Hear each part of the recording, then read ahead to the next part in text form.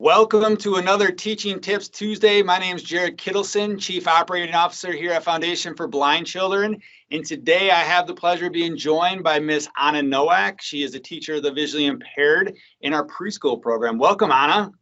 Hi, thanks for having me. Anna, you're going to talk to us today about sensory bins. What exactly is a sensory bin? Basically, a sensory bin is a tactile or multisensory experience in a contained area. And so why exactly are sensory bins so quote unquote awesome? Well, there's a lot of reasons. They're relatively inexpensive to make and they're very easy to make.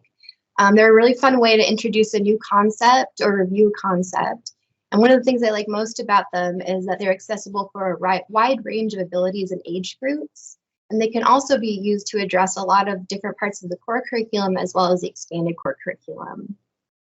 And Anna, why are sensory bins so effective for students with visual impairments? There's a lot of different reasons.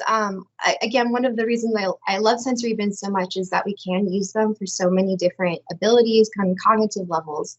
So for example, I teach preschool, so I have a classroom of 3 to 5-year-olds, and my 3-year-old might be just working on reaching out and just exploring and trusting us and knowing that this is a safe environment for them to explore with their hands. And at the same time, I could have a 5-year-old also working with them and playing with them in the sensory bin. And they could be talking about matching different things within the bin or counting them or describing the different textures within the sensory bin. Wow. It's almost like a Swiss Army knife for the classroom, huh? Yeah. Anna, what does a classroom teacher or a parent, what would they need in order to make an effective sensory bin? So I usually start with a theme or a concept that I want the students to learn. And then I obviously get a container or a tray to fill. And then I find a base or a filler. For example, we were talking about magnets last week. So we used a base of just little beans and we filled it with different things that were either magnetic or weren't magnetic. And then you can also add different tools. You could bring in spoons and they can work on scooping and pouring. There's a lot of different things you can do.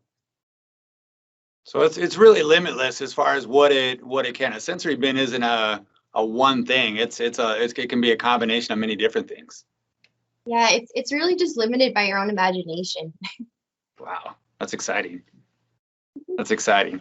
Anna, thank you for taking the time to join us today for Teaching Tips Tuesday. Thank you for having me. Appreciate it.